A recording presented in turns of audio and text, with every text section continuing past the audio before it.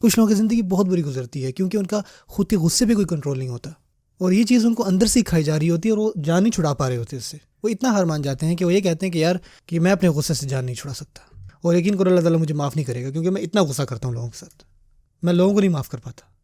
اب بتا صحابہ کرام بھی بہت غصے میں تھے حدیبیہ کے موقع پر، تو اللہ تعالیٰ نے ان کے غصے کو کیسے دور کیا ہمیں کیا پتہ لگتا ہے؟ اللہ فرماتے ہیں انزل السکینۃ فی قلوب المؤمنین، اللہ تعالیٰ نے ان پر امن، سکون اور اطمینان نازل کیا، ان کے دلوں پر نازل کیا۔ سکون جو ہے وہ آپ خود نہیں لاؤ گے، ہم اپنے آپ کو پرسکون نہیں کر سکتے۔ حضرت موسیٰ کی جو والدہ تھی، جب انہوں نے ان کو سمندر میں ڈالا تو اتنا نروس تھی کہ آپ سوچ نہیں سکتے۔ تو اللہ فرماتے ہیں لولا اربطنا علی قلبها، کہ اگر ہم نے ان کے دل کو نہ باندھا ہوتا اور ان کو اطمینان نہ دیا ہوتا تو یہ نہ کر پاتی۔ یہ اللہ نے کیا، کوئی بھی ماں کبھی بھی ایسا نہیں سوچ سکتی۔ اس میں اللہ تعالیٰ آسمانی مدد آپ کو دیتے ہیں جس سے آپ کو مدد ملے گی۔ کچھ گناہ ایسے ہیں، کچھ غلطیاں ایسی ہیں آپ میں، کچھ لوگوں کو جو ہے وہ فحاشی بہت ٹیمپٹ کرتی ہے، کچھ لوگوں کو اپنے غصے پہ قابو نہیں ہوتا، کچھ لوگوں کے اندر لالچ بہت ہوتی ہے، وہ ہر ٹائم پیسے کے بارے میں سوچ رہے ہوتے ہیں۔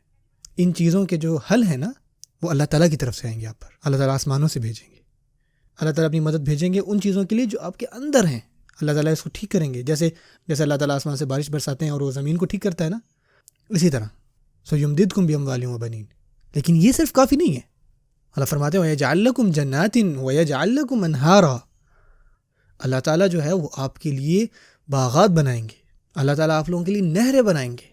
یہ اللہ تعالیٰ کا کہنا ہے کہ میں تمہیں کیا نہیں دوں گا اگر تم صرف استغفار کرو۔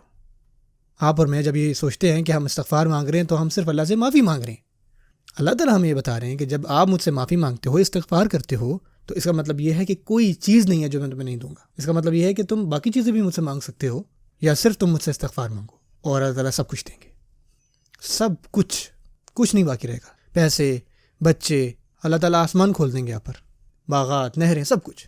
اور انسان یہاں بیٹھ کے سوچے گا جب ہم اللہ سے استغفار کر رہے ہیں یہ تو آخرت میں کام آنے والی چیز ہے، یہ تو آخرت میں ہمیں کام دے گا استغفار۔ یہ آیتیں ہمیں بتا رہی ہیں نہیں، اللہ تعالیٰ آپ کی صرف آخرت میں مدد نہیں کریں گے، اللہ تعالیٰ اور کہاں مدد کریں گے؟ اس دنیا میں بھی۔ ذرا دیکھیں حج کے بارے میں، جو سب سے بڑی موٹیویشن آپ اور میں جب حج پر جاتے ہیں تو کیا ہوتی ہے ہماری، کہ ہمارے پرانے سارے گناہ معاف ہو جاتے ہیں، ہمارا ایک فریش سٹارٹ ہوتا ہے، اسی وجہ سے تو ہم جاتے ہیں۔ آپ یقین کریں ویسے رنگ میں جاتے ہیں جس رنگ میں آپ کو دفنایا جائے گا کپڑوں کا۔ حتیٰ کہ حج میں جب آپ چل رہے ہوتے ہو، سعی کر رہے ہوتے ہو، باقی ساری چیزیں کر رہے ہوتے ہو، جاؤ جہاں لوگ جاتے ہیں، لوگوں کے پیچھے جاؤ جہاں وہ جا رہے ہیں، اور اللہ سے استغفار کرو۔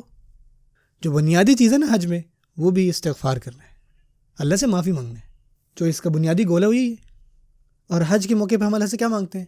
ربنا آتنا فی الدنیا حسنہ وفی الآخرۃ حسنہ، اور ہر طواف میں، اور یہی دعا قرآن میں آتی ہے اور وہ بتاتی ہے کہ آپ نے حج پہ کیا کہنا ہے۔ ومنہم من یقول ربنا آتنا فی الدنیا حسنہ وفی الآخرۃ حسنہ وقنا عذاب النار، ہمیں اس دنیا میں بھی خیر دیں، آخرت میں بھی خیر دیں۔ کہنے کا مقصد یہ ہے کہ اس طرح کی خیر دیں ہمیں اس دنیا میں جو کہ ہمیں آخرت کی خیر کی بھی گارنٹی دے، اور یہ سب کچھ ہمیں مل سکتا ہے جب آپ اور میں دل سے اللہ تعالیٰ سے معافی مانگیں، استغفار کریں۔